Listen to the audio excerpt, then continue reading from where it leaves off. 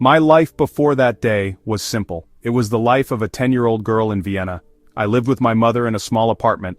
Our life was not perfect. My parents were separated. But I had my own world. I had my toys, I had my books. I went to school like all the other children. I had friends, I had dreams. I loved playing outside. I loved the feeling of the sun on my face. I was just a normal girl, living a normal life. It was March 2nd, 1998. I had a small argument with my mother before I left for school. I slammed the door as I left. I walked to school alone that day. I saw a white van parked on the side of the road. As I walked past, a man got out. He grabbed me from behind. I tried to scream, but his hand covered my mouth. It happened so fast. The next moment I was being dragged into the back of a van. The world went dark as the door slammed shut. Inside the van, I was terrified. I could hear the engine start. I could feel the van moving. I was shaking. I did not understand what was happening. The drive seemed to last forever. My childhood ended in the back of that white van. Finally, the van stopped. He took me down a set of stairs into a basement. The door to my new reality was about to close behind me. Behind a heavy cupboard, there was a secret door. Below was a small, dark room. It was a cell. It was less than 5 square meters. There was no window. A single light bulb hung from the ceiling. This was my new home. This was where I would spend the next 3,096 days of my life. The man closed the heavy, soundproof door. The air was stale and cold. There was a fan that brought in a little air. It was noisy. In the beginning I cried for my mother. I screamed until my throat was raw, but no one could hear me. My captor, Wolfgang Priklopil, controlled everything. He controlled the light. He controlled the food. Sometimes he would turn off the power, leaving me in total darkness for hours or even days. It was a way to break my spirit. He brought me books. He brought me a small television, but he decided what I could read and what I could watch. The first few weeks and months were a blur of fear and confusion. I lost track of time. I learned to listen for his footsteps. His arrival meant food. It also meant fear. I did not know what he wanted from me. The basement was not just a physical prison, it was a psychological one. It was designed to make me feel small and helpless. It was designed to erase my identity and make me his possession. To survive, I had to adapt. I created a routine for myself. I had to keep my mind busy. After the first 2 years, things began to change slightly. My captor started to let me out of the cell for short periods. At first, it was just to help him with tasks around the house. These moments were terrifying. The house was just a larger cage. He watched my every move, but being out of the cell, even for a few minutes, was a relief. As I got older, he grew more confident I would not run. He started taking me outside. These were rare, carefully controlled trips. We went to a hardware store. We even went on a short skiing trip. To others, we might have looked normal, a man and a teenage girl, but I lived in constant terror. He warned if I signaled for help, he'd kill me and anyone I spoke to. I was paralyzed by fear. These brief trips were a double-edged sword. I could see people living normal lives. They reminded me the world was still out there. It was waiting for me. Seeing the real world strengthened my resolve to escape. One of the most significant changes, he allowed me a radio.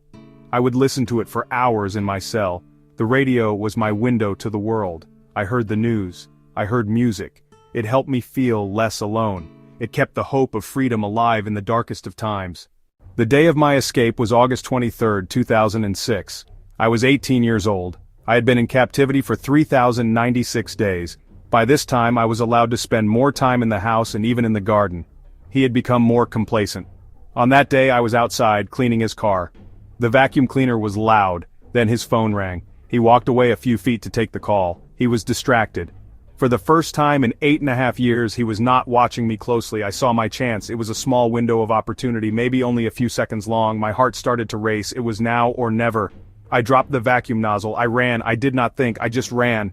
I ran towards the garden gate. I prayed that it was unlocked today. I reached the gate and pushed. It opened. I ran out onto the street. I did not look back. I ran to the nearest house and started knocking on the window. An elderly woman looked out. I told her who I was. I said, "I am Natasha Kampusch." She was confused, but she let me in and called the police. I hid in her kitchen waiting. When the police arrived, I could finally breathe. It was over. When the police arrived, it was a whirlwind of activity and confusion. I was overwhelmed. After 8.5 years, I was suddenly surrounded by strangers. The lights were too bright. The sounds were too loud. I was still the girl from the basement, blinking in a world that had moved on without me. The police had to confirm my identity. They found a scar in my old medical records. They did a DNA test. It was me. Natasha Kampusch. The news spread like wildfire. My name was everywhere. While the police were with me, they received news about my captor. He realized I was gone.